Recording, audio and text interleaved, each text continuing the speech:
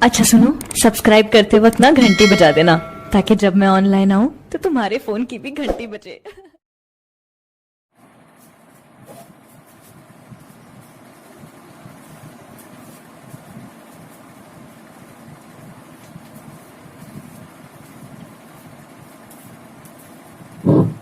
Hello hello hello guys, good morning all of you.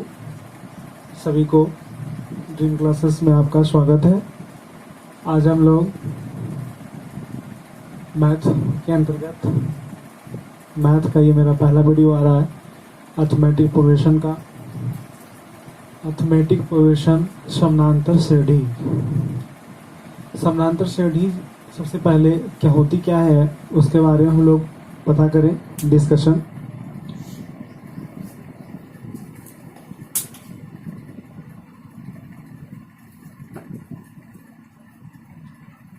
ध्यान देंगे, समानांतर श्रेणी, समानांतर श्रेणी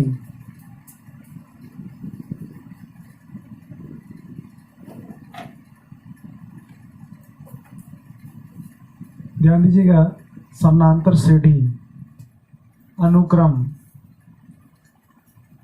तो समानांतर श्रेणी का मतलब होता है जो किसी एक निश्चित अंतराल पर लिखा जाता हो। एक निश्चित क्रम के अनुसार किसी भी क्रियाशीलता को लिखने की कार्यशैली को हम लोग अनुक्रम कहते हैं। समानांतर श्रेणी क्या होती है? एक निश्चित संख्याओं के पदों में किसी संख्या को जोड़ने के बाद जो एक निश्चित संख्या प्राप्त होती है वह समानांतर श्रेणी कहलाती है। किसी भी, अगर हम किसी संख्या को लेते हैं, जैसे कोई लगातार संख्या 1 2 3 4 5, अगर इस संख्या के बारे में अगर कहा जाए कि यह एपी में है या नहीं, तो सबसे पहले हम क्या जानेंगे इसके बारे में। यहीं पर दो कॉन्सेप्ट होता है। अभी 10th क्लास में हमें सिर्फ एपी पढ़ना है, 11th में मुझे जीपी पढ़ना है। उसके बाद उसी पार्ट्स में हम लोग AP, GP, HP, AM, GM, PM, इन सभी पार्ट्स को हम लोग आसानी पूर्वक पढ़ेंगे। तो मैं जानूंगा कि मैंने जो अभी जो संख्या लिखी है 1 2 3 4 5, अगर इस संख्या को देखेंगे, सभी का जो अंतर है, सभी का जो अंतर है वो अंतर एक एक का है, अंतर एक एक का है। 1 मिनट। हेलो, अब देखेंगे दोनों का डिफरेंस निकालिए। 2 में से 1 गया, डिफरेंस कितने का? 1 का। 3 में से 2 गया, डिफरेंस कितने का? 1 का। 4 में से 3 गया, डिफरेंस कितने का? 1 का। 5 में 4 गया, डिफरेंस कितने का? 1 का। तो हर पदों में कोई संख्या का एक निश्चित टर्म की, एक निश्चित स्थिति के अनुसार, एक निश्चित कंडीशन के अनुसार लिखी गई संख्या को एपी कहते हैं। अब इसमें सवाल आता है कि अगर किसी निश्चित संख्या को इसमें हम जोड़ दें, यदि प्रत्येक संख्याओं में हम एक एक जोड़ दें या दो दो जोड़ दें, तो अगर add one each other,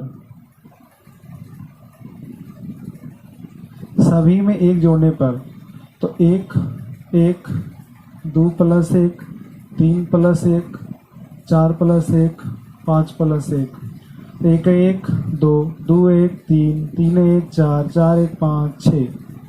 तो देखेंगे आप कि प्राप्त संख्या भी एपी में ही होगी। वो कैसे देखेंगे? यहाँ से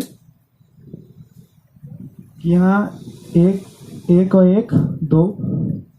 अब नीचे सबको घटाइए फिर से।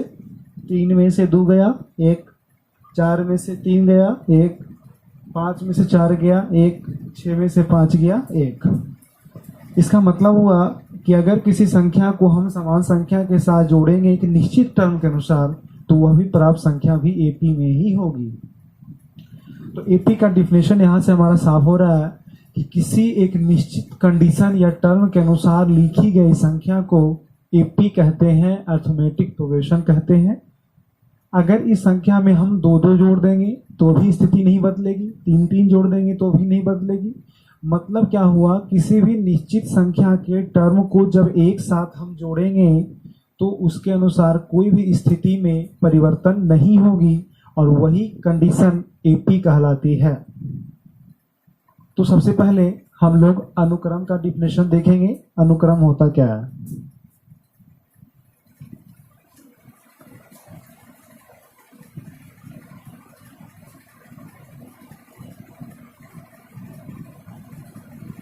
किसी भी संख्याओं का एक निश्चित क्रम,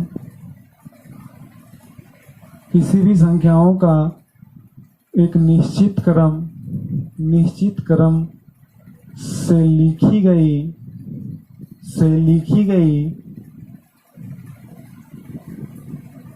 संख्या को अनुक्रम कहते हैं। क्या कहते हैं? अनुक्रम कहते हैं।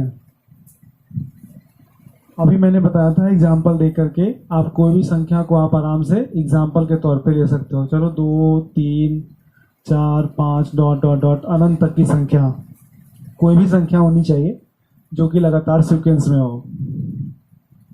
अब हम लोग अनुक्रम में मैंने जाना किसी भी संख्या को हम लोग लेस आराम से लिख सकते हैं। अगर एग्जाम्पल के तौर पे अगर हम देखते हैं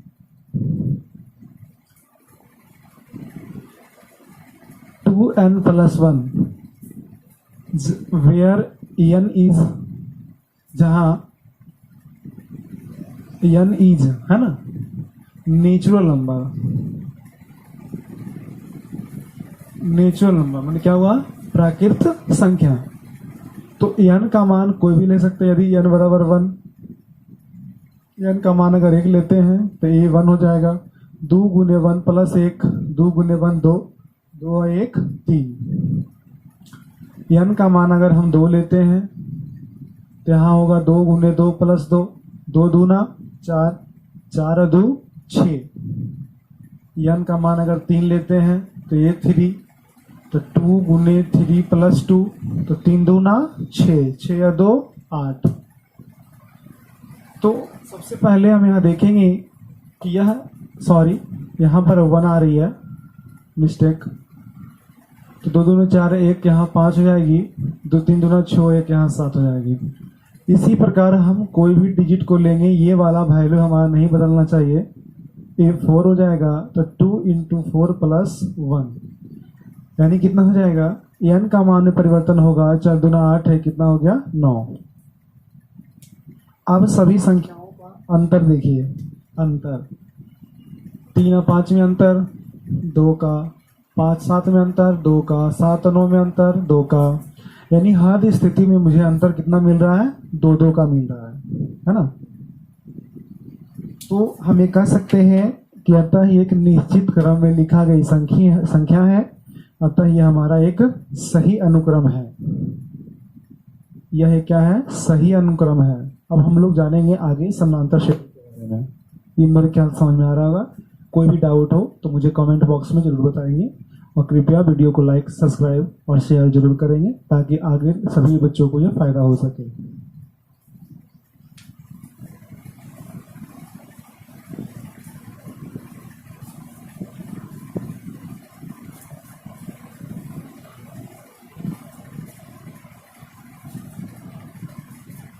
अब आते हैं हम लोग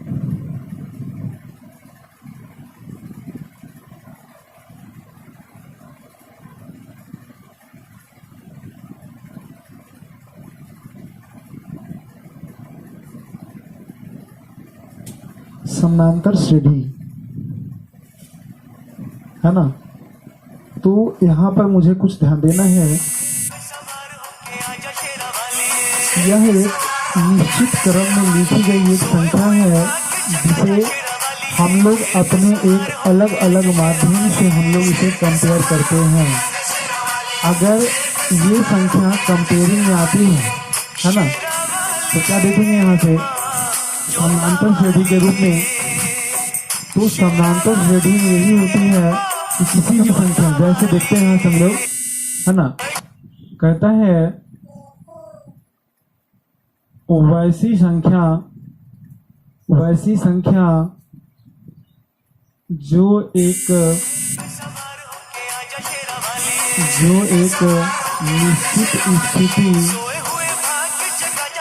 निश्चित स्थिति के अनुसार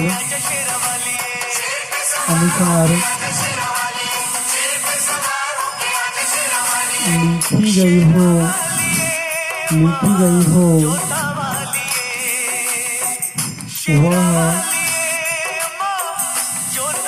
वह समानांतर श्रेणी कहलाती है। वह समानांतर श्रेणी कहलाती है।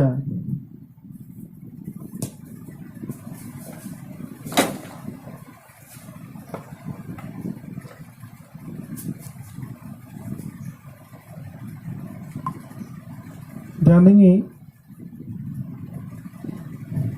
समानांतर श्रेणी कहलाती है। अब संख्या समानांतर श्रेणी को कैसे हम लोग डिनोटेट करेंगे, ध्यान देना है कि किसी भी संख्या का जो डिस्कशन है ना, वैसी संख्या जो एक निश्चित स्थिति के अनुसार लिखी गई हो एक समानांतर श्रेणी कहलाती है। एक निश्चित क्रम में लिखी गई हो, है ना। इसके बहुत सारे परिभाषा हो सकते हैं कि एक निश्चित क्रम से पदों को सजाने की प्रक्रिया को भी हम लोग एपी कहते हैं। एक निश्चित अंतर को, है ना, या इसका हम लोग मैं सेकेंड डिफिनेशन में यहां से लिख रहा हूं, है ना। जब दो लगातार पदों का, जानेंगे बीच में कुछ वीडियो पहुंच में गया था, है ना। चलिए, ध्यान नहीं है।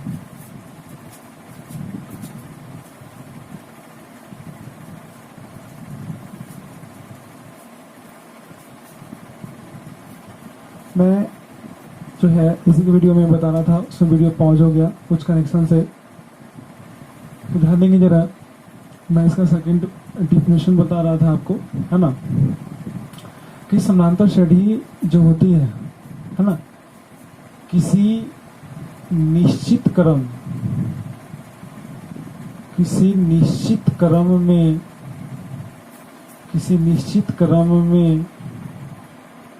लिखी गई संख्या, किसी निश्चित क्रम में लिखी गई संख्या जिसमें पदों का अंतर समान होता हो, जिसमें पदों का अंतर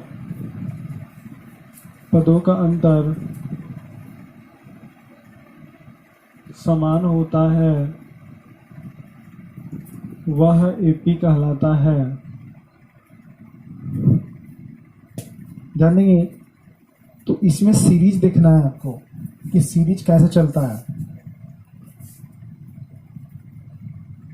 किसी निश्चित क्रम में लिखी गई संख्या जिसमें पदों का अंतर समान होता हो, वह क्या कहलाता है, समानांतर श्रेणी कहलाता है ना। ये आपका सेकेंड डिफिनेशन है, इस पर आप बहुत सारे आराम से डिफिनेशन दे सकते हो, है ना। तो ये देखिएगा, ये हमारा, मैं आपको ऊपर में लिखा था कि समानांतर श्रेणी को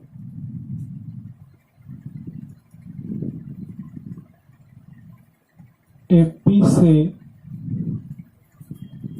से सूचित करता हूं, denoted by this, it's denoted by two AP. Next मैं आपको ले जा रहा हूं आपको, जिसका नाम है सर्वांतर, है ना। सर्वांतर का मतलब होता है दो पदों का क्रमागत अंतर। लिखेंगे एपी के दो लगातार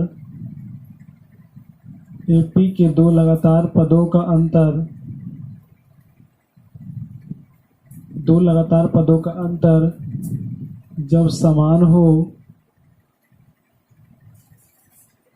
समान हो तो वह सर्वांतर होता है या सर्वांतर कहलाता है। जैसे मैं पीछे वाला एग्जांपल में बता चुका हूँ आपको कि 1 2 3 4 5 है ना। इसमें कोई भी और संख्या आप ले सकते हो अल्टरनेटिव, 2 4 6 8 10 डॉट डॉट डॉट। आप देखेंगे, देखिए यहाँ से दोनों के बीच का अंतर 1 का, इसमें भी अंतर 1 का, इसमें भी अंतर 1 का, इसमें भी अंतर 1 का, इसमें अंतर 2 का, इसमें अंतर 2 का, इसमें अंतर 2 का, इसमें अंतर 2 का। तो आप ध्यान से देखें, जब अंतर समान है तो वही होता है सर्वांतर। सर्वांतर का मतलब ही होता है अंतर का समान होना। जब अंतर समान हो गया तो सर्वांतर क्या है? सेम है, समान हो ही हो, है ना। अब आगे ध्यान देना है आपको। अब इसमें लिखना है आपको नोट में कि सर्वांतर को CD या स्मॉल डी से सूचित करते हैं। सर्वांतर को CD या स्मॉल डी से सूचित करते हैं, है ना। अब यहाँ देखेंगे हम लोग, मैंने सर्वांतर का यहाँ डिफाइन कर चुका हूँ, ठीक है। अब यहाँ हम लोग लिखने जा रहे हैं जिसका नाम होगा AP का व्यापक रूप। व्यापक रूप का मतलब होता है किस प्रकार से AP का क्रम बढ़ता है। ध्यान देंगे, AP का जो क्रम है वह अपने हर एक पदों से क्या होता है, एक संख्या को आगे लेकर चलता है। 3D A + 4D dot dot dot dot. अब आगे ध्यान देंगे, तो AP का व्यापक रूप क्या हो गया? A + D A + 2D A + 4D dot dot dot. हम और आगे जा सकते हैं। तो ऊपर कोई भी संख्या अगर डाउट हो आपको तो आप प्लीज कमेंट बॉक्स में लिखेंगे कि हमें दिक्कत हो रही है ना।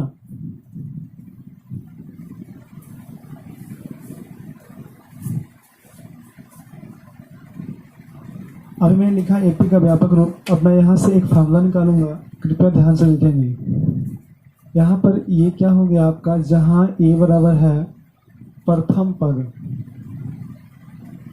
पद और D क्या हो गया? सर्वांतर, है ना। CD सर्वांतर को हम लोग D को, इसको हम लोग CD भी कह सकते हैं, कॉमन डिफरेंस बोलते हैं या डिफरेंस बोलते हैं, है ना। तो दोनों में अंतर होती है। अब आपको AP का व्यापक रूप तो क्लियर हो गया, A + D, है ना। अब कैसे लिखना है जो देखिएगा, तो T1 बराबर होता है A प्लस, कैसे आ रहा है वो ध्यान देंगे, 1 - 1 2 1 में से क्या 0, है ना। तो यहाँ कितना हो जाएगा, ये तो 0 में गुना होगा 0, तो ये कितना हो जाएगा A + 0D। अगर आ गया तो ये सिर्फ A ही होगा। अगर T2 आ गया तो A + 2 - D यानी A + 1D। अगर T3 को लेते हैं तो A + 3 - D, तो A + 3 में से गया 2D। T4 को लेते हैं तो A +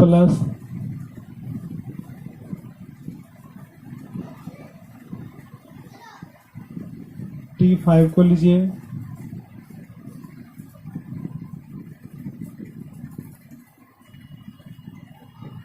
तो जब ध्यान देंगे आप लोग, इन सभी संख्याओं में कुछ देख रहे होंगे आप लोग। अगर इसी संख्या को हम बढ़ाते बढ़ाते चल गए आगे n तक, n तक संख्या को अगर हम लेके जाएंगे, अगर n तक लेके संख्या को हम चले के जा रहे हैं तो यहाँ से क्या होगा, A + जहाँ संख्या चल वहाँ n देंगे, n - D, यानी Tn बराबर क्या हो गया, A + n - 1 D।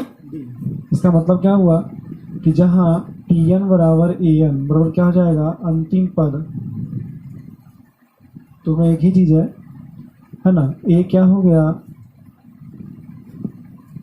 प्रथम पद, n हो गया पदों की संख्या और डी क्या हो गया, कॉमन डिफरेंस या सर्वांतर, है ना। इसको कुछ और अर्थों में हम लोग समझते हैं, जहाँ टी एन है वहाँ ए एन भी लिख सकते हैं हम लोग, तो a plus n minus one into d, ठीक है। अब देखिए यहाँ से, यहाँ जो आया है ये आ गया क्या, अंतिम पद बराबर, इसको कहते हैं प्रथम पद प्लस पदों की संख्या माइनस वन इंटू सर्वांतर। आपको हिंदी अच्छा लगता है, शॉर्ट फॉर्म अच्छा लगता है, आप दोनों में से कंपेयर कर सकते हैं। अब यहाँ पर से बोर्ड क्या करती है, एग्जामिनेशन इसमें 4 टर्म होते हैं, 4 टर्म 1 2 3 4, इस 4 टर्म में से 3 टर्म आपको हमेशा दिया जाएगा, 1 टर्म पूछेगा, है ना। 3 टर्म आपको हमेशा दिया जाएगा। मैं कुछ क्वेश्चन लेता हूँ, जैसे ए एन बराबर 5, ए बराबर, चलिए यहाँ से पहले ए एन को बात करता हूँ, ए 6, ए एन 2 और डी कुछ भी लेते हैं 2, कुछ भी ले सकता हूँ, मैं अपने मन से क्वेश्चन ले रहा हूँ। इसके बाद मैं एनसीईआरटी कवर करूँगा आपका, या गेसिना भी कर सकता हूँ, आर डी शर्मा का बुक है। तो ए एन बराबर क्या होगा, a plus n minus one into d, है ना। तो ए एन निकालेंगे यहाँ से, तो ए का मान रखेंगे 6, एन का मान यहाँ से 2 माइनस 1, डी का वैल्यू भी 2, तो ए एन कितना हो जाएगा, 6 प्लस 2 में से 1 गया 1, कितना हो गया, 6 प्लस 2 कितना हो गया, 8। अब आपको ध्यान देना होगा कि जो अभी हमारा ये संख्या 8 आया है ना, बाकी तो फार्मूला बेस्ड आप देख रहे हैं कैसे आया है।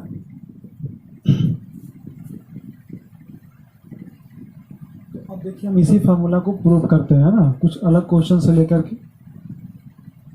वहाँ अब ए एन का मान हम बैठा देते हैं, ए एन का मान मेरा 8 आया है, इस बार हम ए को भाग कर देते हैं, ए एन बराबर 2, डी बराबर भी 2, तो ए एन बराबर हो जाएगा वही फार्मूला।